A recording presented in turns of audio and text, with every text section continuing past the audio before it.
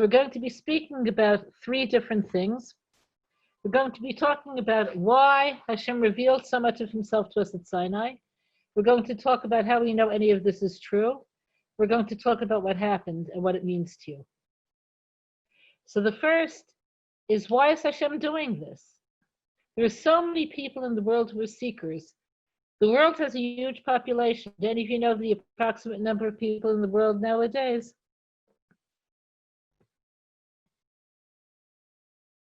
You're happy to say lots and lots? Okay. We're talking about billions of people, 8 billion people or something like this are currently in the world, maybe more.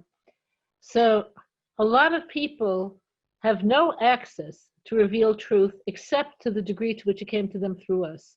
So coming to them through us will include all of the Muslim world, all of the Christian world, to a very large degree the world of secular humanists.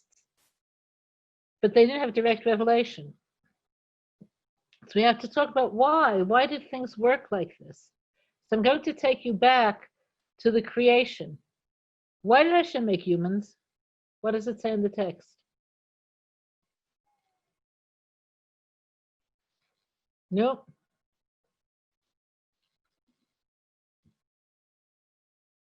Okay, so if we're going to go beyond that, we're here because we hear theory of why we're here. So it says Hashem is addressing all of the forces that he created.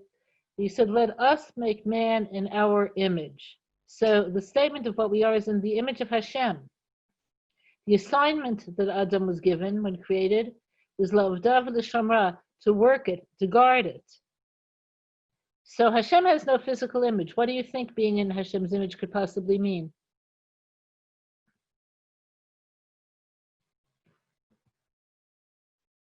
Jackie, what do you think?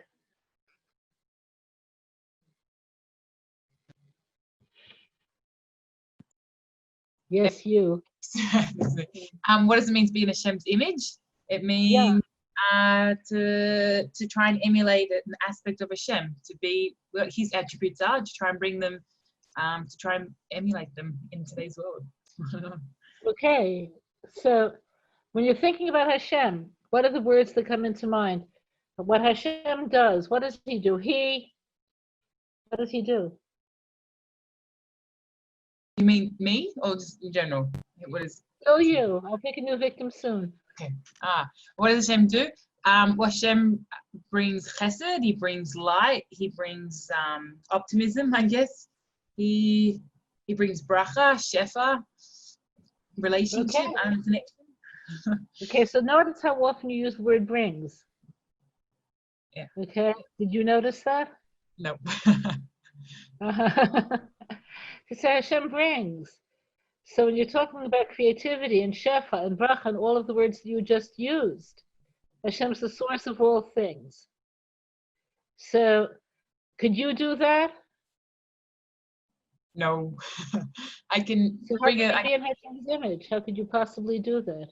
Because Hashem gave, it's just how you give someone like power of attorney if they're going to die kind of thing. Hashem gives like you the ability through him to, I guess, do his acts. If that makes sense. Like we're conduit basically to whatever Hashem wants from us. Like we're a kli. We're the stereotypical word kli. Okay. Is that what it says in the text? Is that what it says? What? To be, I don't, what, for the parasha this week?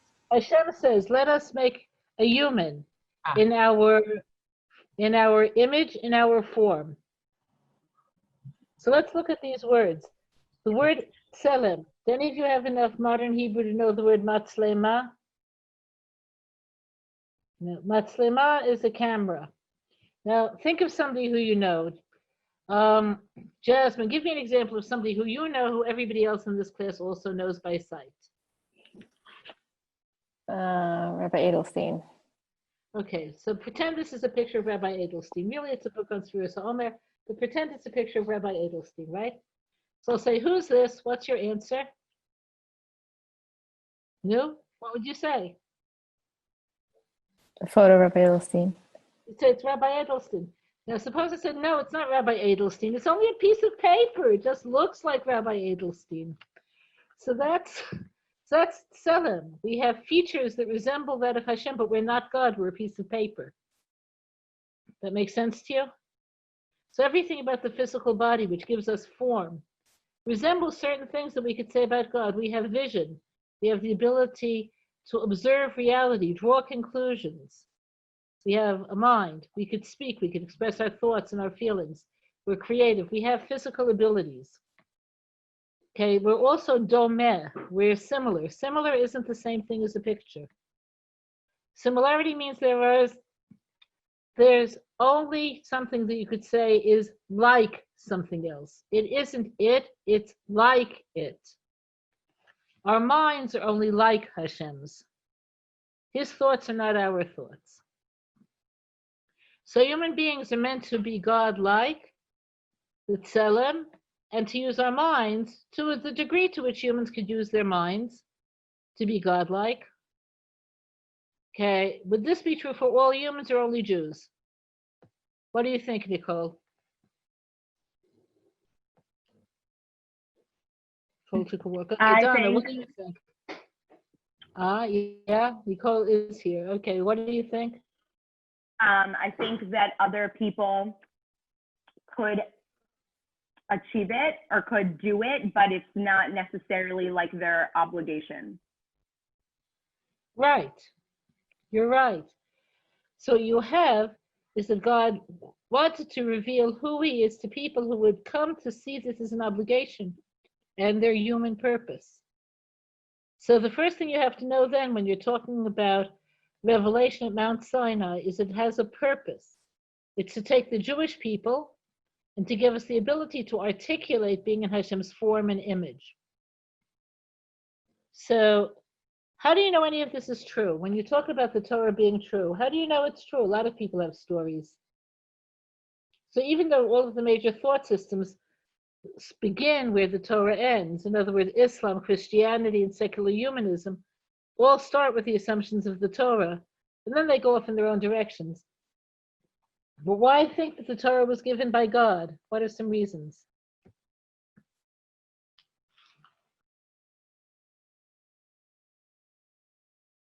So I'm going to give you three focuses. Okay, one is going to be the historical focus, the other is going to be the integral focus, and the third is going to be the prophetic focus. Okay, so the one that moves me the deepest is the integral focus, so that's what we'll begin with. The mitzvahs work. If you want to be a person who's in God's image and who thinks along the lines that God gave humans the ability to think thereof, it works.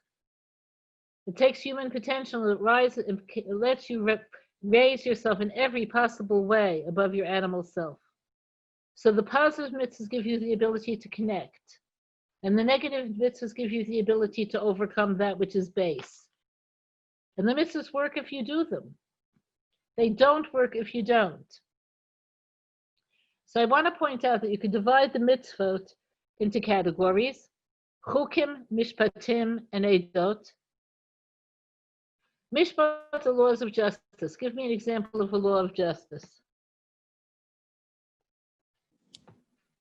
Goldie, give me a law of justice, something that makes sense. In other systems, they would also say this is just and fair. What's a law of justice? Not to kill. Don't murder. Okay, so what do we need the Torah to tell us not to murder? Other people have figured that out also. What the Torah does is it gives us a definition of murder that works. The halachic definition of murder is killing someone who's of no threat to you. Today in the United States, are people pro-murder? No. But do they kill people who have no threat? Yes. I want to share with you something that actually happened. So there was a young woman. She went in for a scan at the beginning of her pregnancy. Did I tell you this story? No. Okay, and she was told that the baby has a defect. And the doctors advised abortion. This makes sense so far? Okay. So she didn't have an abortion. She came in later, further along in her pregnancy, And the doctors again did another scan. They said, we told you to have an abortion. Why didn't you do it? And she said, look, you told me that the statistics are not 100-0. Maybe the baby will be born defective. That's very likely. That's 80% of the chances. And maybe not. So you know what I decided? I'll wait until the baby is born. And if he's defective, I'll kill him then. What's the rush? Okay, would you find that to be appropriate? Would you see this as an appropriate response? Okay, Eleonora, kill the baby when he's born. What's the difference? Would you see this as a reasonable response? After all, there's a 20% chance he'll be okay. Well, the child is already out. It's considered murder, so it's definitely not appropriate. And then it's also when they also mention to the mother to do the abortion also counts. Don't they have like a stage of when it's not allowed, or does that also, is it prohibited fully? Not sure. In secular law allows abortion in New York, certainly any time until the baby is actually born. In other words, it could be a 2-minute difference whether it's an abortion or a murder. So halacha makes the lines cleaner. Okay, euthanasia, okay, is a 90-year-old person who doesn't really know much about what's going on around them. Is he a threat to anybody? Is he or not?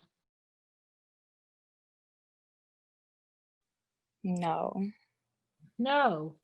but he could be murdered, and that will be okay because he's declared as sort of less than human by people. So what's good about the mishpatim, the laws of justice, is that they're definable. So you don't end up failing in these laws because of profit motivations or because of emotional fragility.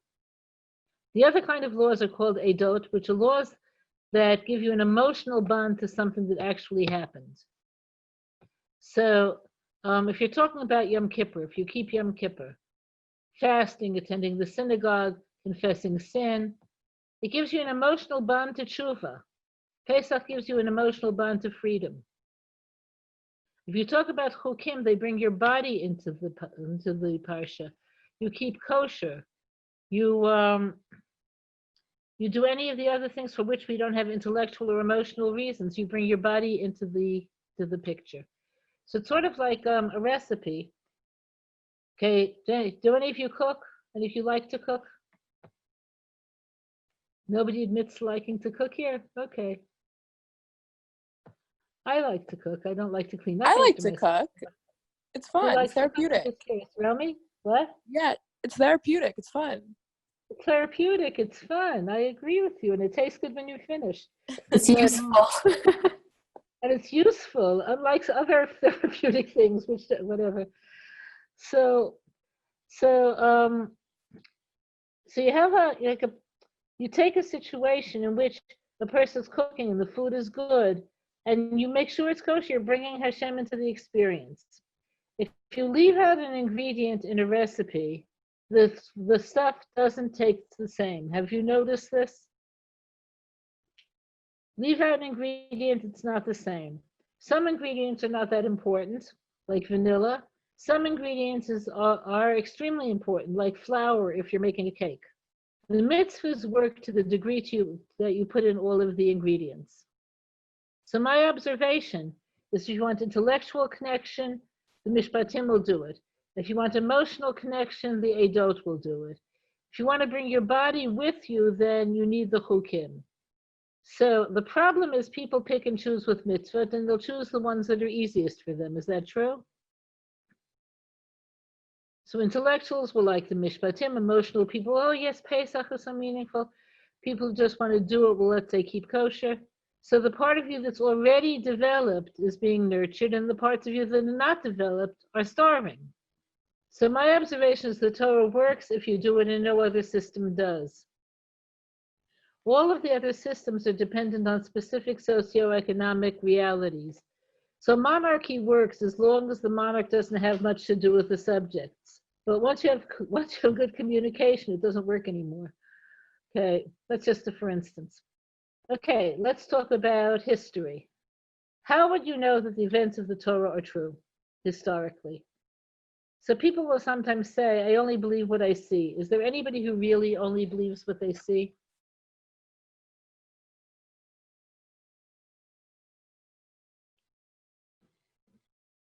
Okay, let me ask you, Danielle. Yeah, you're on the spotlight. Do you believe there was a Roman Empire or not? Was there or wasn't there a Roman Empire? What do you think?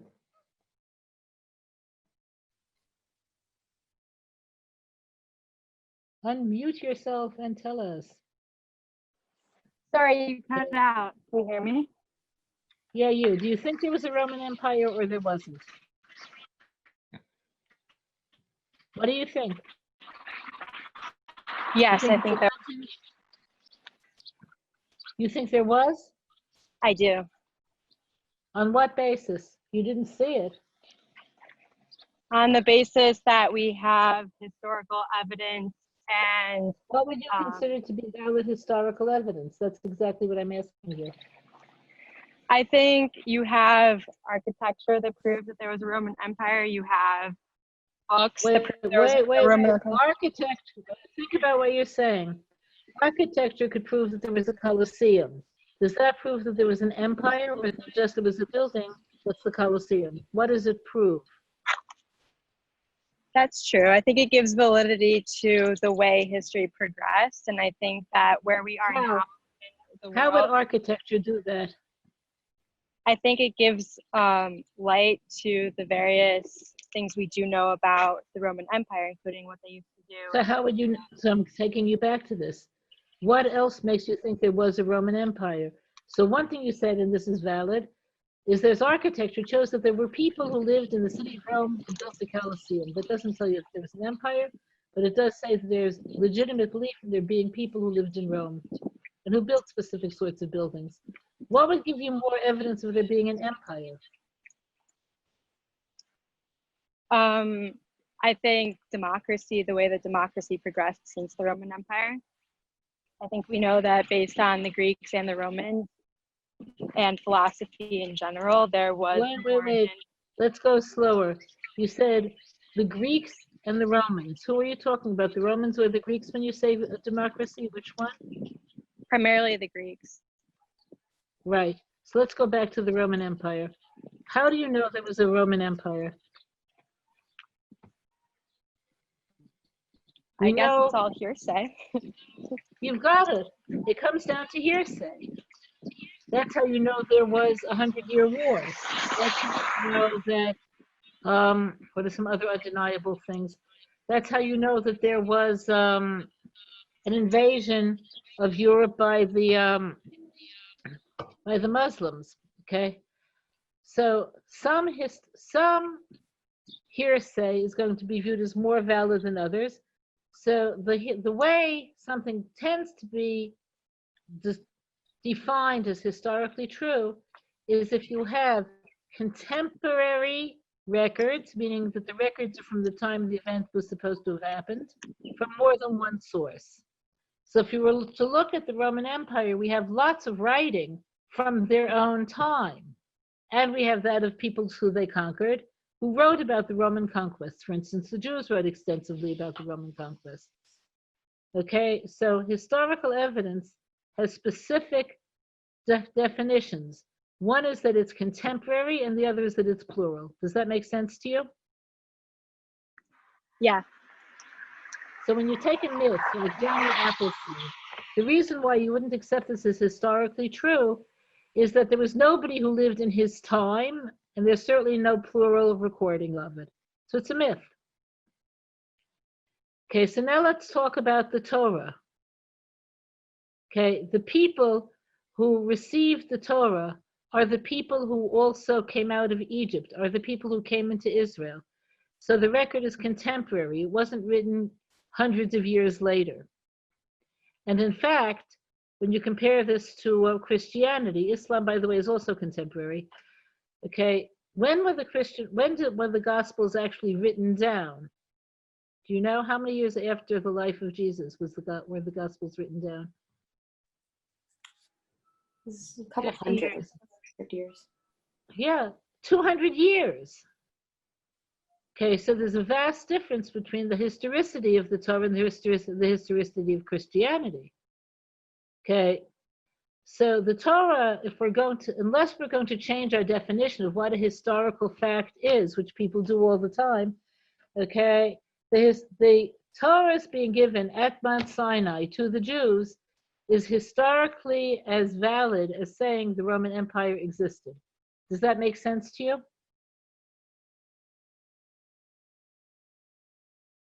Yes, no, what would you say? Think.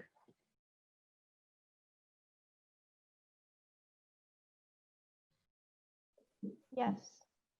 Yes. Okay, so I'm going to give you the last piece of evidence. The last piece of evidence is prophetic. So years ago, we lived in Geula, and there was, in one of the buildings, the people dedicated their porch to be a synagogue. Not because there was Corona, there wasn't, but it was just very convenient and sweet. So there are maybe 14 men who would attend on a regular basis. They had a Torah scroll. So my husband would sometimes go there. So one week we had a guest from Orsa, Meach, boy from California. He took him with him to the synagogue. Now this little synagogue was, the 14 people were only people who lived on our street, Rehov Ovadia. One of the people was a man who was a Holocaust survivor. He had lost his entire family in the Holocaust. Then he came to Israel and remarried a woman considerably younger than himself, and had a whole new little family. So here was a man who, from his appearance, I'd say he was in his 60s at least, with babies and toddlers and whatever. That's how it was. So when he attended the synagogue on Shabbos, he would say Kaddish for his first family, a wife and 7 children. So our guest from California, having the self-confidence of people from, are any of you from California, so I can insult all Californians? Any of you from California? No? Okay. So he went over and said, how do you still believe in God after you saw such terror and such horror? And I want to tell you what the man did. He's not a rabbi, he's a house painter. He walked right over to the bookshelf, pulled out a chumash to the prophecies of blessings and curses. And he read it out to us. This was all predicted. How could I not believe in God? Could a human have predicted this? The predictions in the Torah that assimilation leads to destruction. Could a human have predicted this accurately? What do you think? Romy, what do you think?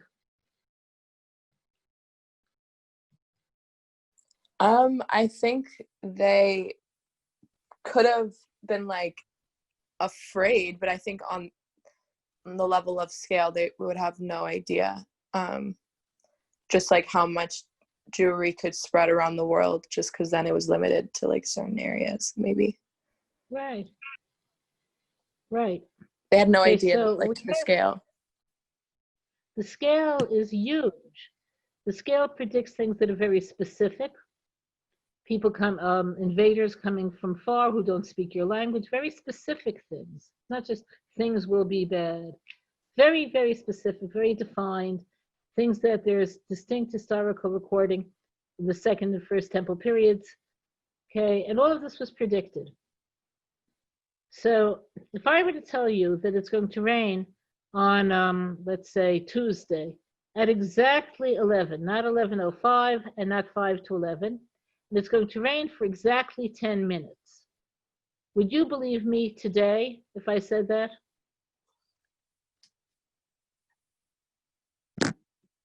Would you believe me or not? I mean, maybe. Just kidding. Maybe at best. I wouldn't believe that. Maybe it will, maybe it won't. But if it was Wednesday and you saw that it did indeed rain exactly at 11, the specific amount of time I said, would my credibility rise? Of course. Would it or not? It would. What if this is continual? What if this is large scale? So to go back at the prophecies in the Torah and say Moshe was a good guesser It takes you into an incredible level of irrationality. This makes sense to you? Yes, no?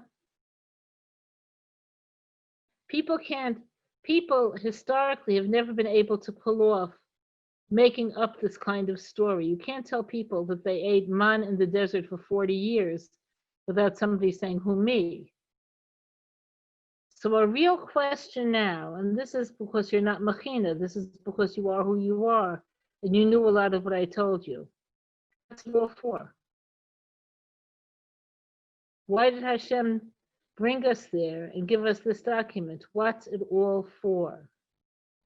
Okay, what do you think? Leora, what do you think? What's it for?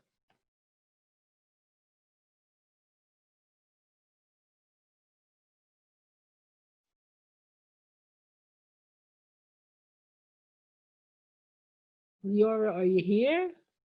Maybe you are, maybe you're not. Okay. Who else is around? Maria, what is it for? What's all of this revelation for? I'm not sure I got the beginning of the question, but I guess what is Hashem's revelation for? I'm saying Hashem revealed to us things that he didn't reveal to other people. Things that affect the way we live if we do it. Prophecies that come true so we can map our own future. Okay, mitzvot that change us. What's it for? Why did he do this?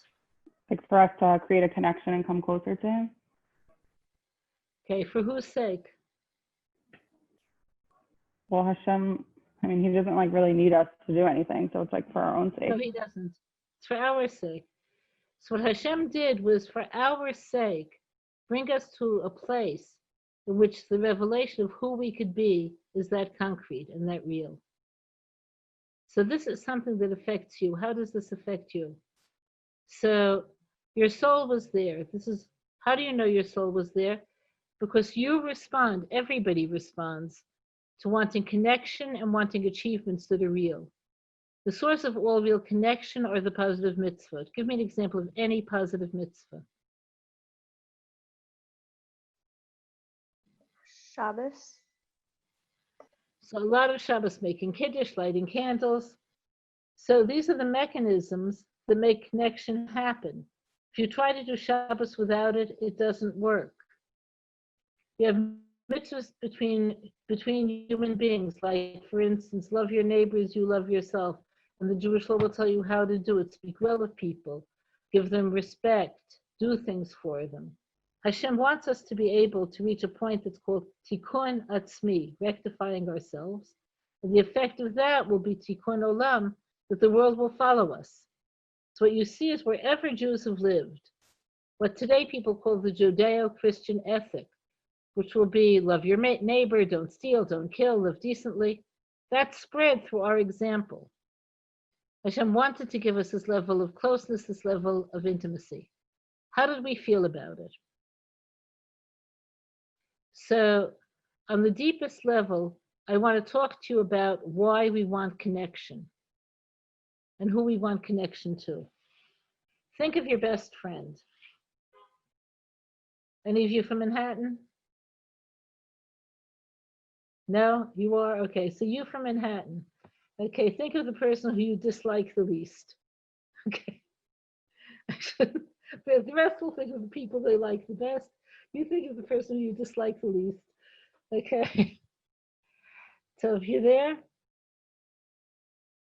so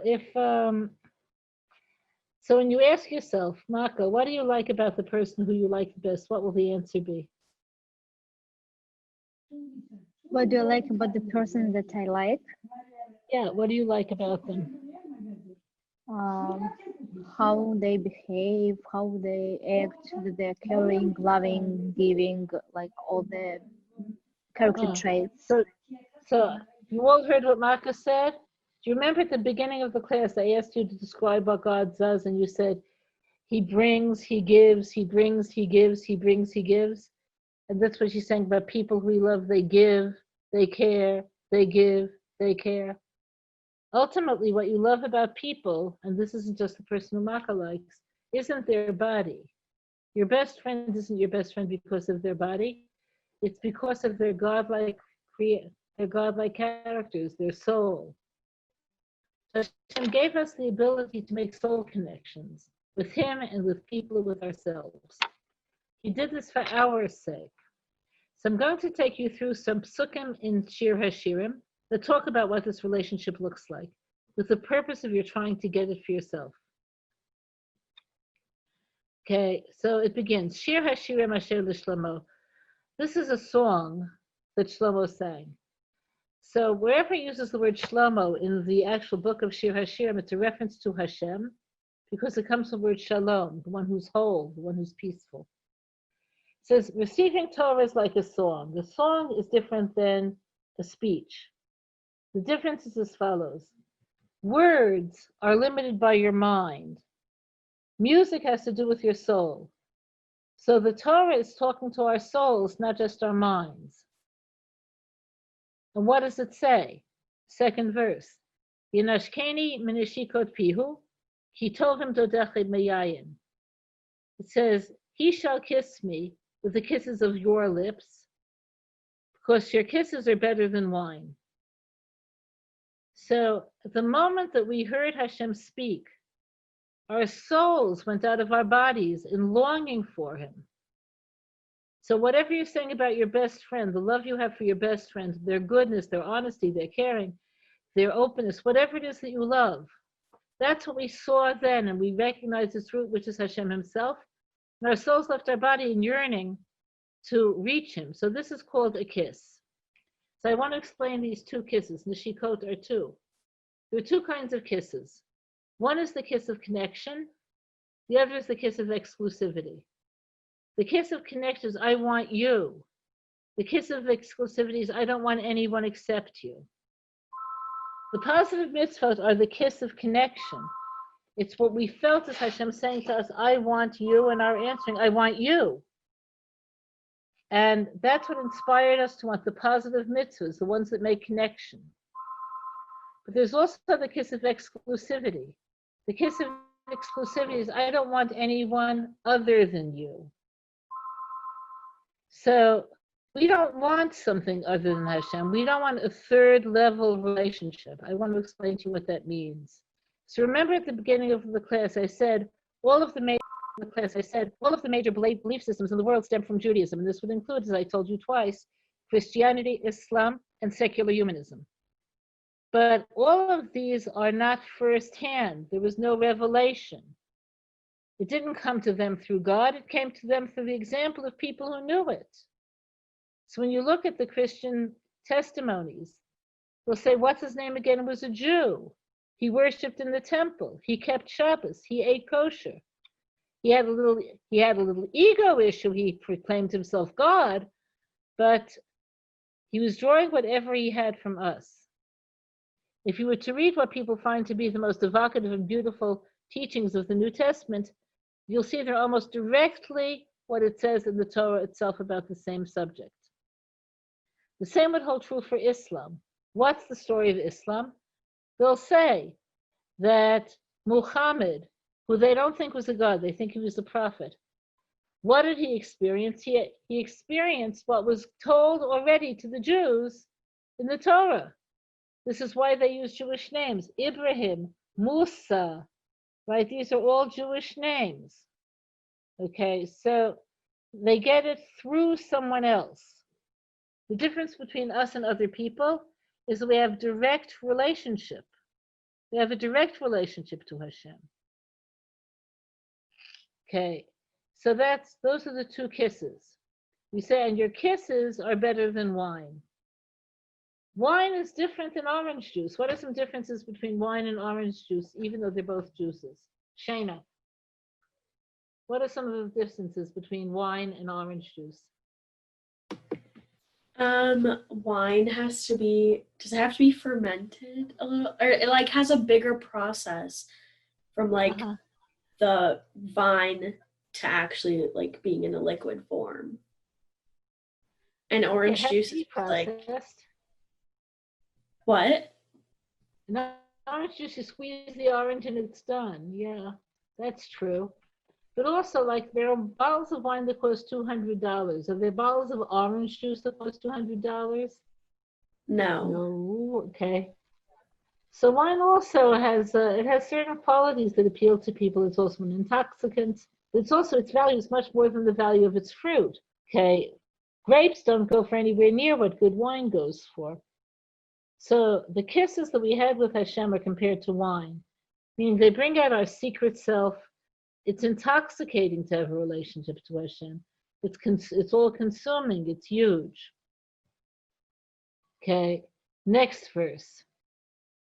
L'reach shmanecha tovim, shemen turak shemecha, alkein alamot avucha.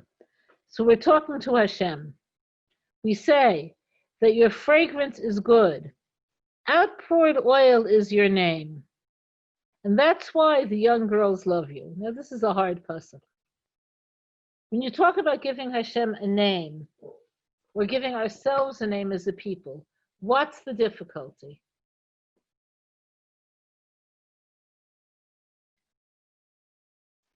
For a name to work, it has to have some level of credibility. So if I introduce myself as Queen Elizabeth, okay, Queen Elizabeth, okay, you wouldn't believe me. I don't look like her. I don't speak like her. I don't come from her country. Okay, I have no credibility. So when you're talking about Hashem and the Jewish people, their names, if you're going to have a relationship, have to have some level of credibility. The name Yisrael, what does it mean?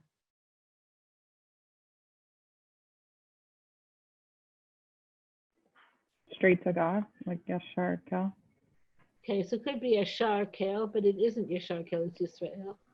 The word Sar means somebody who has an office. In modern Hebrew, Sar HaMishpatim is the Minister of Justice, Sar Pnim is the Minister of the Interior. It's someone who has a position. Yisrael means we give Hashem position. We give him domination. Okay, so it's spelled the same way as Yashar Kel, but it's not, the Nikudot aren't the same.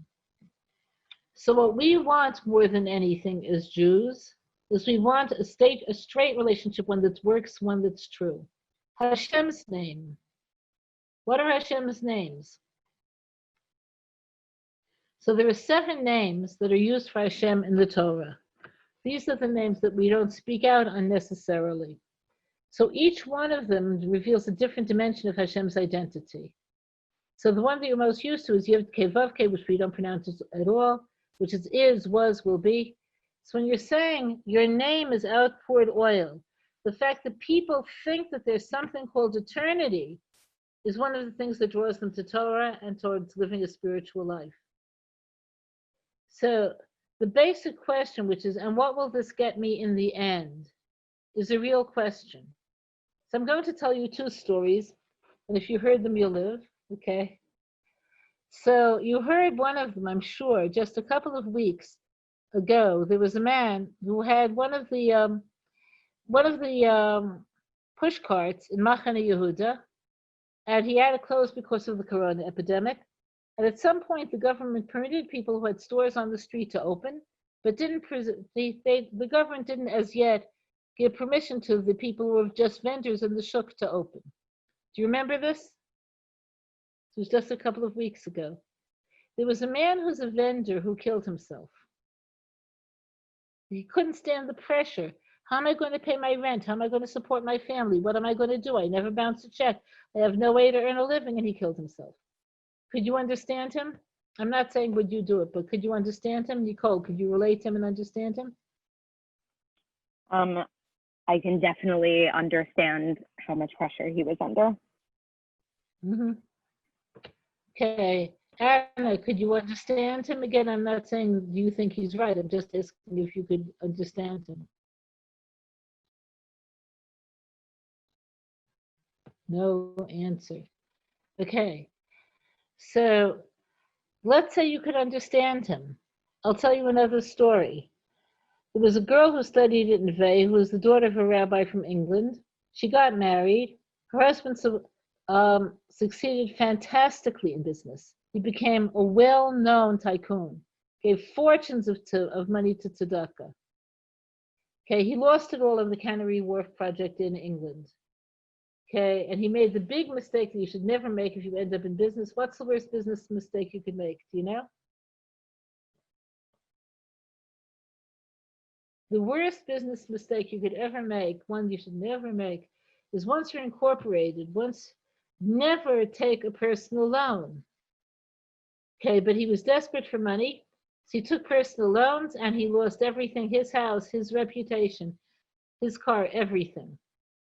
So I saw the girl, I asked her how she's doing. She said, she's doing okay. So I said, how's your husband? I want you to hear what he said.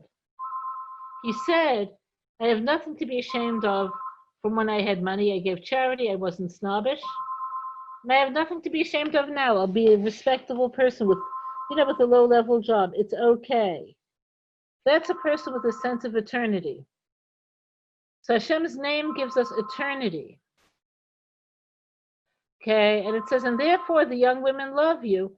They learn from us. They're compared to people who carry the princess's train, and then when the princess goes into the king's chamber, they get a glimpse of him.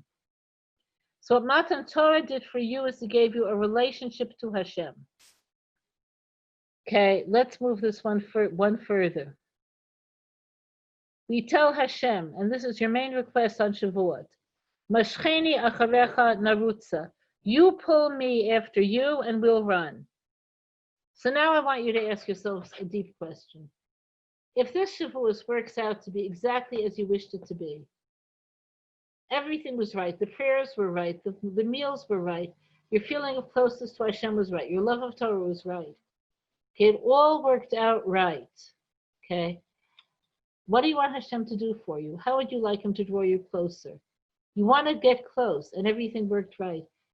What would you want him to do to help you draw closer? If you could show himself to us in some way? Show himself more. Draw closer to you. So that's one of the promises of Torah. So your main kavanah on Shavuos is this. Mashcheni acharecha. You gave us the Torah. We know the guidebook. We know it directly, not through other people. It's historical. It's rational. It's something that's been known for generations. It's what brings us back to being human. Help me get it. Help me receive it. Draw me close to you. So show me your face. Show me who you really are so I could make it my own. Okay, so now we answered two questions. One is why there's revelation. Another is how it went. And the third is what does it mean to you? This is what we have to talk about now by way of conclusion. What receiving the Torah means to you is that you have a choice now. You can go through life with your eyes open, or you can go through life with your eyes closed. That's your choice. So having the Torah part of you is a gift. You never would have gotten this on your own. There's no way a human being could get this on their own. The enlightenment, the clarity, okay? But he gave it to you. Okay, so what's in it for you is to want it. So the Megillah that we read on Shavuos is the Megillah of Roots. Why do you think we read this Megillah?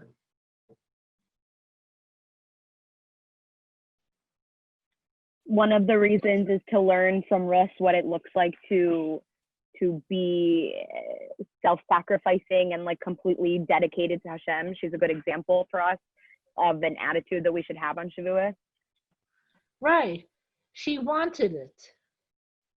We just said the main thing is to want it and to ask for it. She wanted it. So I want you to be Ruth for a moment. And if you hear the Megillah, try to be her as you listen. Okay, so here you are, a Moabite princess. What was the social scene in Moab? What was it like as a civilization? What was the Moabite civilization like?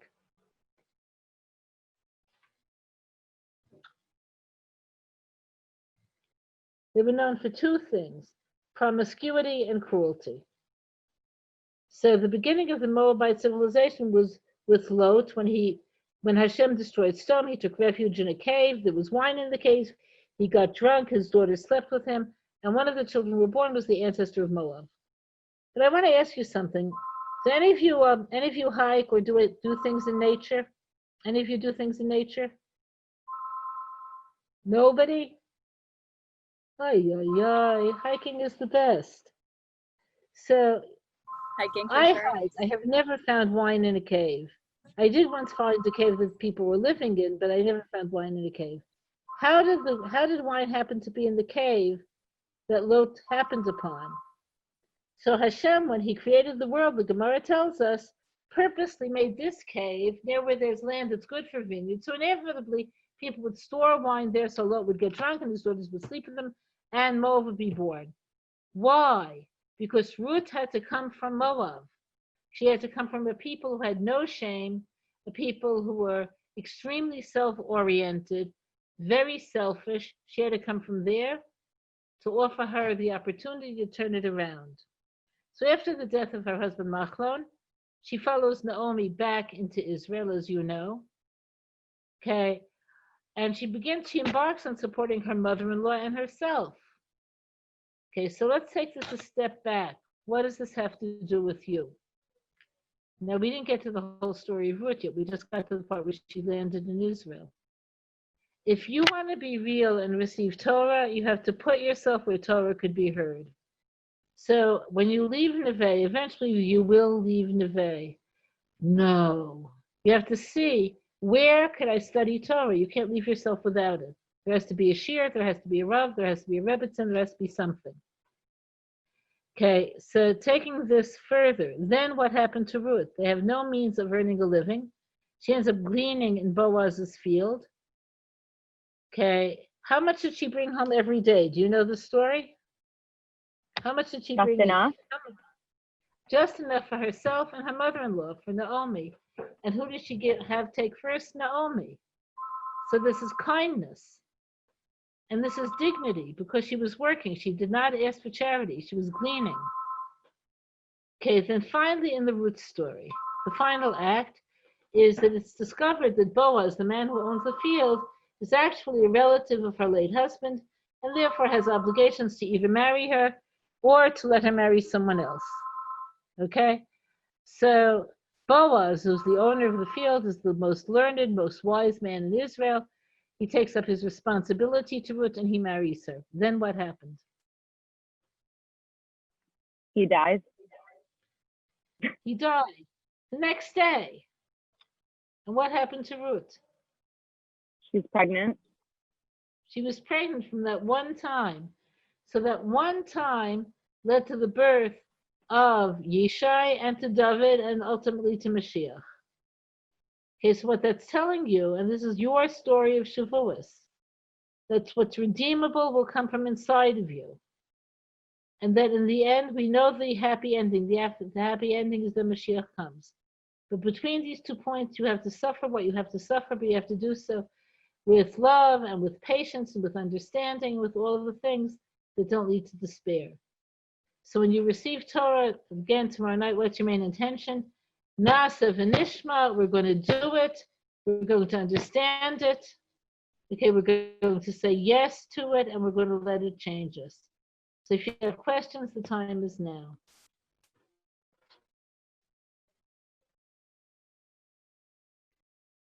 Going once, going twice. Okay, that's it. Soon I'll be on the way. But not you, on a lower level. Good Yontif, thank you. Good Thank you, Yontif. And don't Thank forget you, to eat Rebbitzen. cheesecake. Don't Thank you, forget to eat Mazel tov. cheesecake. It's the most important thing. Forget about longing, yearning, connection, achievement. Eat cheesecake. Okay.